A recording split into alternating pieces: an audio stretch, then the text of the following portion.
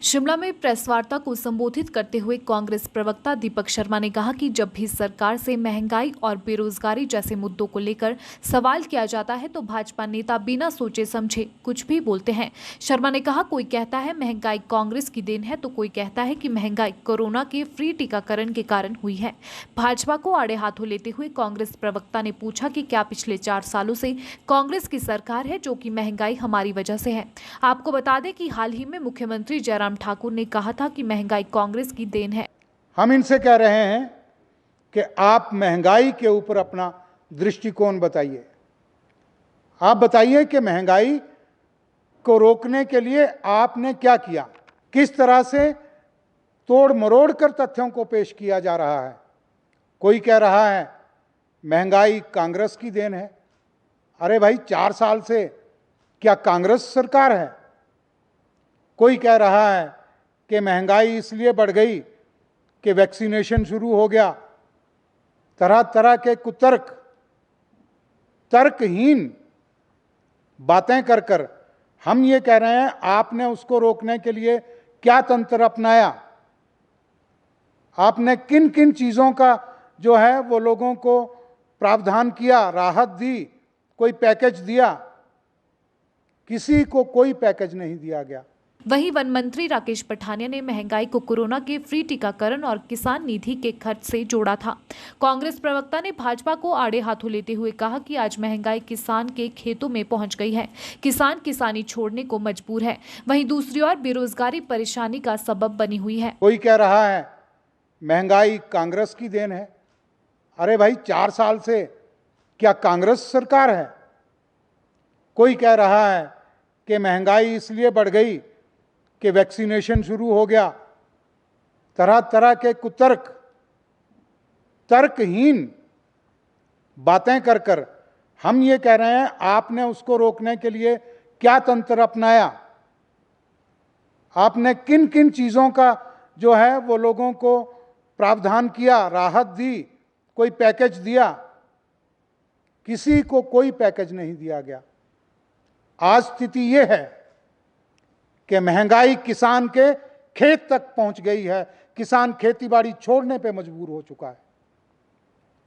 आज जिस तरह से आप देखिए, गेहूं जो 714 रुपए का, हमें 40 किलो का बैग गेहूं के बीज का मिलता था, आज वो 800 रुपए में मिल रहा है।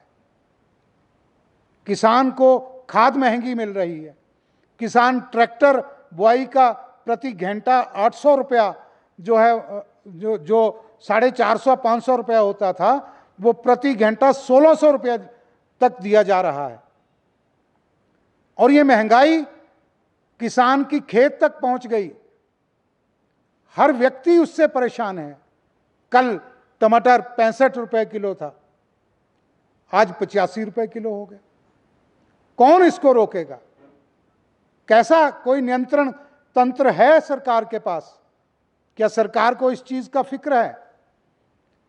ना महंगाई पे ये कोई जवाब दे पाए, ना बेरोजगारी के ऊपर कोई जवाब दे पाए। उन्होंने कहा कि सरकारी आंकड़ों के मुताबिक 9 लाख बेरोजगार हैं, पर जिन लोगों का कोरोना काल में रोजगार गया है, अगर उन्हें भी जोड़ लिया जाए तो ये आंकड़ा 13 लाख हो जाएगा। 1,08,974 लोग बेरोजगार हैं जो आंकड़े बताते हैं। सरकारी आंकड़े 9 लाख के करीब कहते हैं, लेकिन जो कोरोना संकट काल में भी लोग बेरोजगार हुए, उनको मिला लें तो इतने लोग, लगभग 13 लाख के करीब लोग बेरोजगार हैं। क्या सरकार को उनकी फिक्र है? क्या सरकार ने कोई ऐसी योजना बनाई कि इन लोगों को हम कैसे रोजगार दें, कैसे इनको अपने पैरों के ऊपर खड़ा करें? लेकिन उल्टा क्या हो रहा है, अगर कोई बेरोजगार है, उसको अगर कहीं कोई टेस्ट देने के लिए जाना है तो उसके लिए भी उसकी जो फीस है, जहां 200 रुपया होती थी, वो 1200 रुपया फीस जो है वो ली जा रही है। कांग्रेस पार्टी विकास के मुद्दे के ऊपर, जन समस्याएं, जनहित के मुद्दों के ऊपर चुनाव लड़ती आई है। पहले भी हमने चुनाव समाज के हित के समस्याओं को और उनकी समस्याओं को दूर करने की योजनाएं, नीतियों, कार्यक्रमों पर ही लड़े। अब भी हम उन्हीं के ऊपर चुनाव लड़ रहे हैं। लेकिन ये दुर्भाग्य है प्रदेश का कि आज प्रदेश में, उस प्रदेश में जो सबसे पढ़ा लिखा केरल के बाद दूसरा राज्य है, उस राज्य की प्रबुद्ध जनता को बरगलाने की कोशिश अगर सरकार करे तो उसकी हम निंदा करते हैं। हमें घोर आपत्ति है इस तरह के विषयों के ऊपर, जो गैर ज़रूरी विषय हैं उनके ऊपर सरकार जो है वो अगर जनमत प्राप्त करने की कोशिश करे तो वह निस्संदेह दुर्भाग्यपूर्ण है, निंदाजनक है और उसके ऊपर चिंता की जानी चाहिए।